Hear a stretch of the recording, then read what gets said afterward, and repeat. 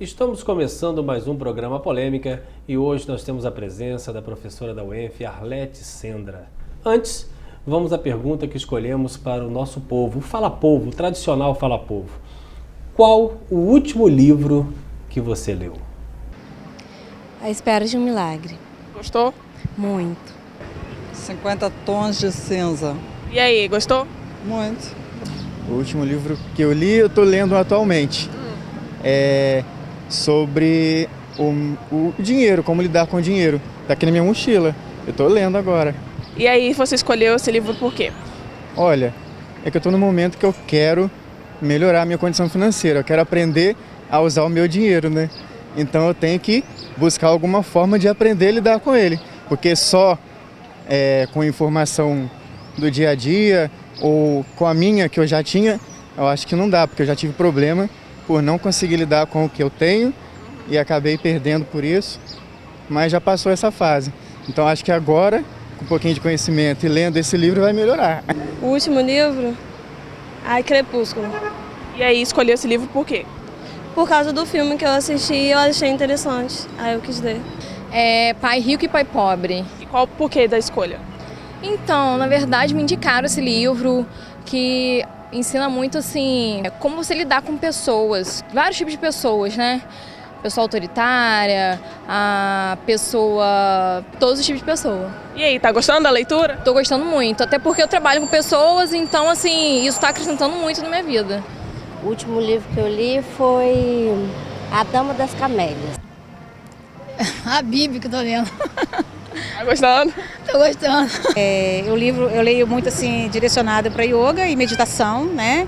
Então eu estou lendo um livro chamado Yoga e os Poderes da Mente.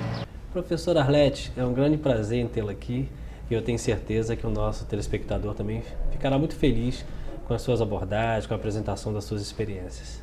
Ok, eu agradeço muito o convite e acho que é a terceira vez que eu estou aqui e é sempre um prazer ter a oportunidade de conversar sobre as questões ligadas à nossa cidade. Arlete, eu estava observando que nós escolhemos a pergunta do Fala Povo sobre a questão da leitura. E eu queria, ninguém melhor do que a senhora para falar um pouquinho sobre isso. O brasileiro, ele lê pouco, e se lê pouco, qual o resultado negativo disso no contexto social dele? Então, eu estava lendo algumas entrevistas realizadas com editores e o resultado que eles apresentaram é bastante satisfatório, até mesmo com a entrada do e-book. Então, eles dizem o seguinte, que os leitores de e-book se concentraram em 33%. É lógico que é uma aproximação.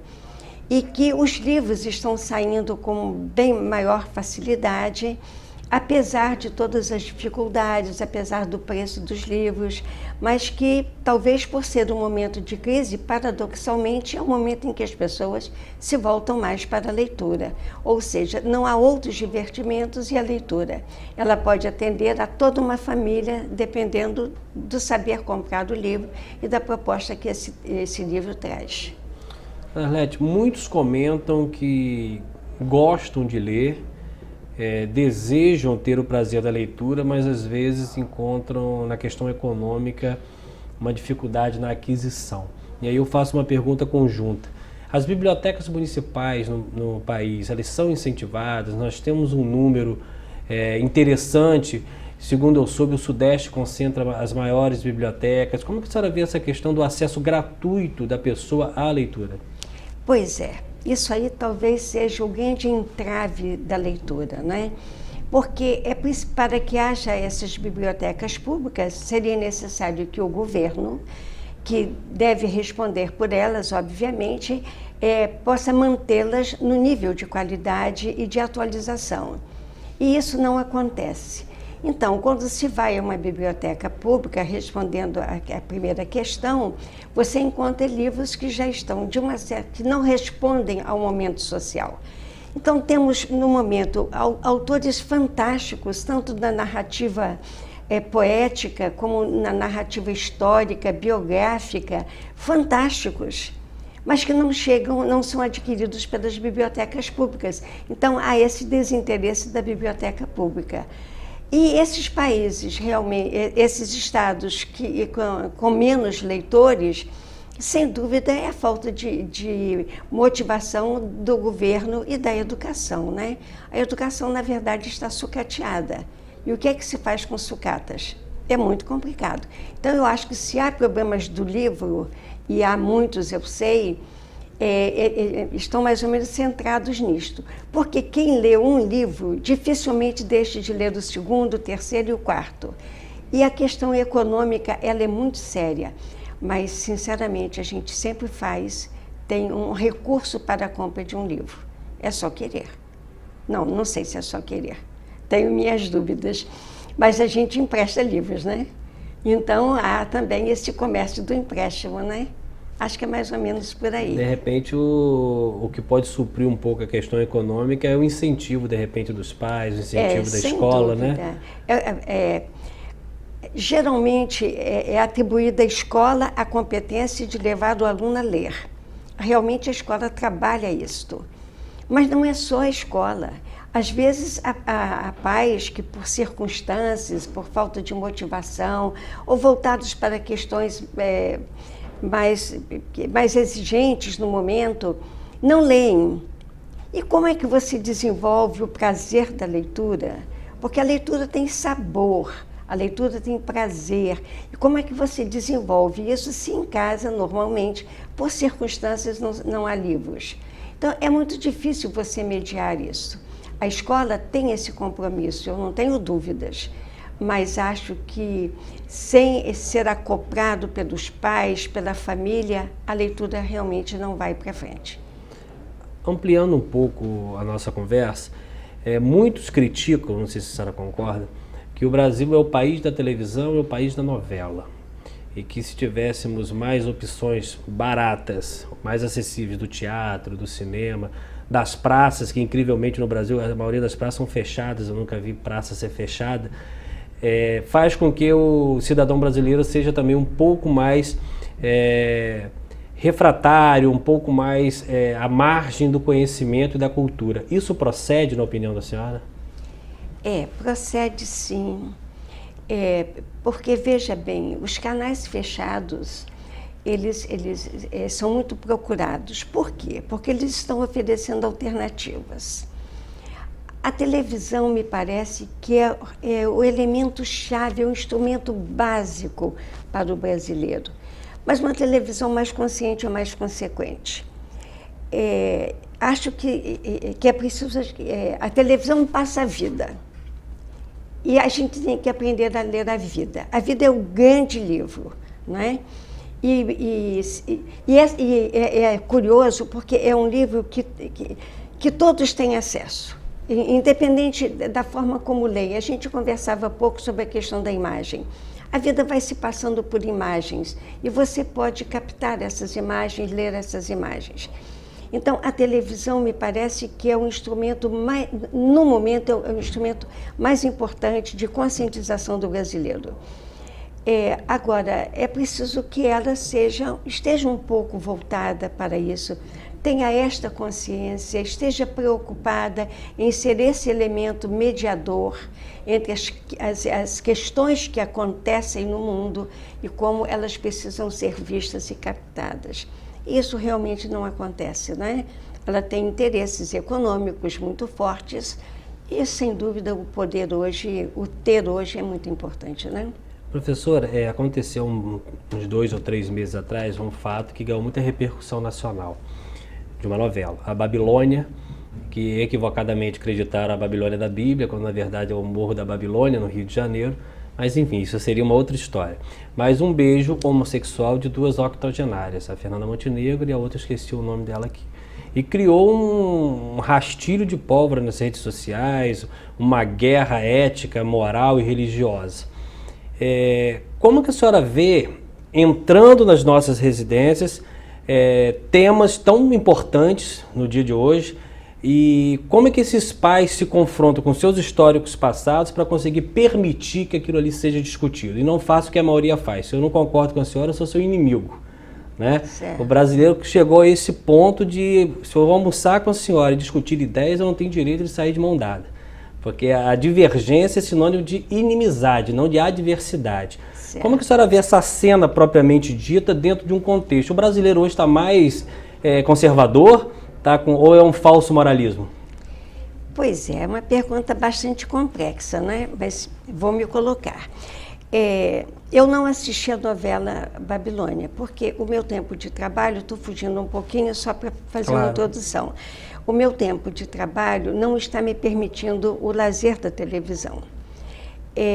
Então, eu não assisti a novela em si, mas vi vários vídeos e vários comentários e achei absolutamente desnecessário. Até porque eu não vejo... Por que a senhora achou desnecessário? A questão desse beijo, entende?